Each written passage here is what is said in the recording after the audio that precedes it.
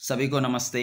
आज हम कक्षा 9वीं का संस्कृत विषय का शेमुषी पाठ्यपुस्तक भाग 1 का 12वां पाठ 12वां पाठ वाङ्मनः प्राणस्वरूपम इसको पढ़ते हैं। सर्वप्रथम वाङ्मनः प्राणस्वरूपम इसका क्या अर्थ है। वाङ् माने वाणी, मनः माने मन, प्राणः माने प्राण, स्वरूपम स्व माने अपना, रूपम माने पहचान। तो वाणी क्या है, मन क्या है और प्राण क्या है, इन तीनों के विषय में इस पाठ में बताया गया है। इनका निर्माण कैसे होता है, किससे बनते हैं, इसके बारे में विस्तृत चर्चा है। प्रस्तुतोऽयं पाठः छान्दोग्योपनिषदः षष्ठाध्यायस्य पंचमखण्डात् समुद्धृतोऽस्ति।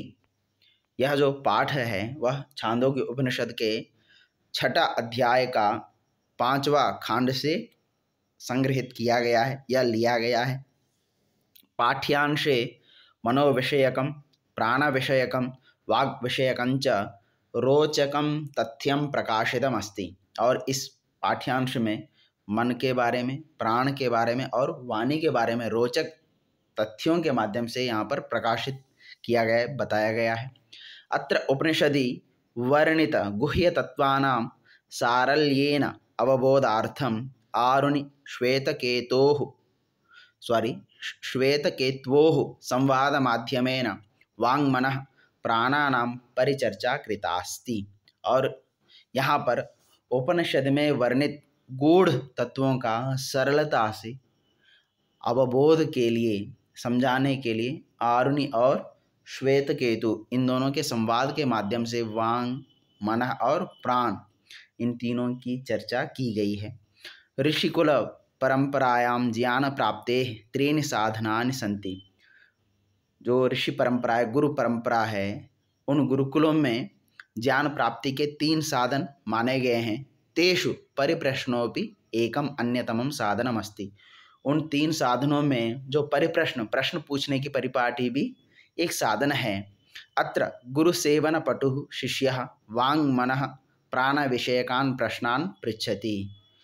गुरु सेवन पटु माने गुरु की सेवा में लगा हुआ शिष्य वाणी, मन और प्राण विषय इन विषयों के बारे में प्रश्न पूछता है।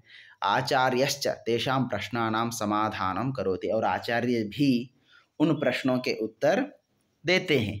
तो आइए, क्योंकि इसमें पहले बताया श्वेतकेतु और आरुणि के माध्यम से बताया गया है। श्वेतकेतु भगवान श्वेतकेतुरहं वंदे। प्राचीन काल में परिपाटी थी। जब भी हम किसी को वंदन करते थे अपना नाम के माध्यम से किया जाता था, अपना नाम बोलकर फिर वंदना करते थे। तो यहाँ पर भी श्वेतकेतु ने भगवान माने आरुणि से कह रहे हैं, हे भगवान, हे आचार्य महोदय, श्वेतकेतुरहं, मैं श्वेतकेतु हूँ, आपको नमस्कार करता हूँ, वंदन करता हूँ। आरुणि वत्स चिरंजीव, बेटा चिरंजीवी हो, चिरकाल तक जियो, जैसे हिंदी में बोलते हैं, जुग जुग जियो। श्वेतकेतु भगवान, फिर श्वेतकेतु कह रहे हैं, भगवान आचार्य किंचित प्रश्नमिच्छामि, कुछ पूछना चाहता हूँ। आरुणि वत्स किमद्य त्वया प्रष्टव्यमस्ति। बेटा क्या आज तुम्हारे द्वारा पूछा जाना है, क्या पूछा जाना है आज आप बताइए। तो श्वेतकेतु भगवान ज्ञातुमिच्छामि यत् किमिदं मनः। तो श्वेतकेतु ने कहा, आचार्य महोदय, हे भगवान, जानना चाहता हूँ यह मन क्या चीज है। तो आरुणि वत्स अशितस्यन्नस्य यो अनिष्टः तन्मनः। हे बेटा, जो अशितस्य, जो खाया हुआ अन्न का, यह माने जो अनिष्ट, जो सूक्ष्म है, तन्मनः, जो सूक्ष्मतम रूप है वह मन है। जैसे हम हिंदी में भी कहते हैं, जैसा खावे अन्न वैसा होवे मन, माने जो हम अन्न ग्रहण करते हैं उसका सूक्ष्मतम रूप है मन। श्वेतकेतु कश्च प्राणः। और फिर श्वेतकेतु पूछते हैं, प्राण क्या है। आरुणि पीतानां अपाम यो अनिष्टः स प्राणः। पीतानां पिए गए जो जल हैं उनका जो सूक्ष्मतम रूप है वह होता है प्राण। माने प्राणों का जो निर्माण है वह जो पिया गया जो भी जल है उसका सूक्ष्मतम रूप होता है। तो श्वेत केतु भगवान का इयम वाक। तो फिर तीसरा प्रश्न था, हे भगवान, हे आचार्य महोदय, हे ऋषिवर, अब वाणी क्या है? का इयम वाणी, यह वाणी क्या है? तो इतने में आरुणि आचार्य उत्तर देते हैं, वत्स अशितस्य तेजसो यो अनिष्टः स वाक्। जो खाया गया जो तेज है या ग्रहण किया हुआ जो तेज है उसका अनिष्ट माने सूक्ष्मतम भाग है वाक माने वाणी। सौम्य मनः अन्नमयम। फिर कहते हैं, हे सौम्य, हे छात्र, हे वत्स, मनः अन्नमयम, जो मन है वह अन्न का स्वरूप है, अन्न का विकार है। प्राणः आपोमयः, जो प्राण है वह जल का सूक्ष्मतम रूप है। वाक्चा तेजोमयी भवती, वाणी जो है वह तेजोमयी, तेज से युक्त है, तेज का ही रूप है। इत्यपि अवधार्यम, ऐसा आपको धारण करना चाहिए। माने मन अन्न का स्वरूप है, प्राण जो है वो पानी का स्वरूप है और वाणी जो है तेज का स्वरूप है। तो इतने में श्वेत केतु, भगवान भूय एव माम विज्ञापयतु। हे आचार्य महोदय, हे भगवान, भूय माने फिर से ही मुझे बताइए, अच्छी तरह से फिर समझाइए। तो आरुणि सौम्य सावधानम शृणु, हे सौम्य हृदय वाले, हे छात्र, हे शिष्य, ध्यान से सुनिए।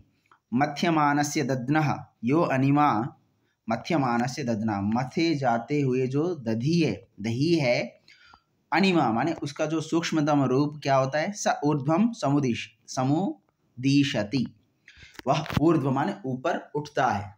माने जब दही मथते हैं तो उसमें जो ठहरा हुआ जो मक्खन क्या होता है, ऊपर उठता है। तत्सर्पि भवति, और उस सूक्ष्मतम भाग है वो हल्का भाग क्या है, ऊपर उठता है, उसी को क्या कहते हैं हम, सर्पि। सर्पि माने मक्खन होता है। तो इतने में श्वेत केतु तुरंत कहा, भगवान भवता घृतोत्पत्ति रहस्यम व्याख्यातम।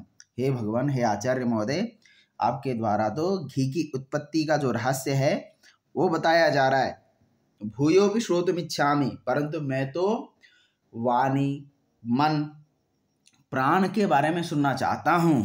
तो आरुणि एवमेव सौम्य, ऐसा ही शिष्य, अश्यमानस्य अन्नस्य यो अनिमा स ऊर्ध्वम समुदीशति। भाई वैसा ही शिष्य, जिस प्रकार खाया जाता हुआ जो अन्न है उसका सूक्ष्मतम रूप वह ऊर्ध्व ऊपर उठता है। तन मनः भवति, और ऊपर उठा हुआ भाग ही मन का रूप ले लेता है, स्वरूप बनता है। अवगतम न वा, समझ में आया कि नहीं? तो फिर श्वेत केतु, सम्यक अवगतम भगवान, ठीक से समझ गया भगवान। तो इतने में आरुणि वत्स पीयमानानाम अपाम यो अनिमा स ऊर्ध्वम समुदीशति स एव प्राणो भवति। और इसी प्रकार बेटे, पिया जाता हुआ जो पानी है उसका सूक्ष्मतम रूप ऊपर उठता है और वही प्राण का स्वरूप बनता है और वही प्राण का रूप ले लेता है। तो इतने में फिर श्वेत केतु, भगवान वाचमपि विज्ञापयतु। हे आचार्य महोदय, वाणी का भी जो स्वरूप है उसके बारे में बताइए। तो आरुणि सौम्य, अश्यमानस्य तेजसो यो अनिमा स ऊर्ध्वम समुदीशति स सा खलु वाग् भवति। हे सौम्य, जो ग्रहण किया जाता हुआ जो तेज है उसका ये सूक्ष्मतम रूप जो है वह ऊपर उठता है और वही वाणी का रूप होता है और वाणी के रूप में परिवर्तित होता है, वही वाणी होती है। वत्स उपदेशान्ते भूयोपि त्वां विज्ञापयितुमिच्छामि। हे वत्स, उपदेश के अंत में फिर से मैं तुमको बताना चाहता हूँ, जनाना चाहता हूँ, यत् अन्नमयम भवति मनः, अन्न का विकार होता है मन। आपोमयो भवति प्राणः, पानी का विकार होता है प्राण। तेजोमयी च भवति वाक्, तेज का ही विकार है वाणी। किंच यादृशम अन्नादिकं गृह्णाति मानवस्तादृशमेव तस्य चित्तादिकं भवतीति मदुपदेश सारः। तो जिस प्रकार मनुष्य जैसा अन्न आदि का ग्रहण करता है वैसा ही उसका चित्त आदि होते हैं, ऐसा मेरा उपदेश का सार है। वत्स एतत् सर्वं हृदयेन अवधार्य, यह सारी की सारी जो बातें हैं उनको हृदय में धारण करिए, हृदय से इसको अपने व्यवहार में लाइए। और श्वेत केतु, यद आज्ञा पे यदि भगवान, यद माने जो आपकी आज्ञा है भगवान, वो उसको मैं शिरसा अपने अंदर धारण करता हूँ। एष प्रणमामि, और यह मेरा प्रणाम है, मैं प्रणाम करता हूँ। आरुणि कहते हैं वत्स चिरंजीव, बेटा चिरंजीवी हो, चिरकाल तक जियो। और तेजस्विनौ अधीतमस्तु, और नव अधीतम हमारे द्वारा जो आज पढ़ा गया है, जिसके बारे में चर्चा की गई है, वह तेजस्वी हो। आवयो अधीतम तेजस्वी अस्तु, हम दोनों का जो अधीत पढ़ा है वो सारा का सारा क्या हो, तेजस्वी हो, माने पूरे लोगों तक यह विचार पहुँचे और सभी को इसका लाभ मिले, ऐसा आचार्य का आदेश उपदेश है। और उसको हम भी अपने जीवन में उतारना चाहिए। और मन को यदि स्वच्छ निर्मल बनाना है तो अन्न को ठीक ग्रहण करिए, यदि प्राण ठीक से चले तो शुद्ध पानी का ग्रहण करिए, और हमारी वाणी स्पष्ट हो, शुद्ध हो, तो उसके लिए भी हमारा जो तेज है वह भी ठीक होना चाहिए। धन्यवाद। हाँ बुज्जी।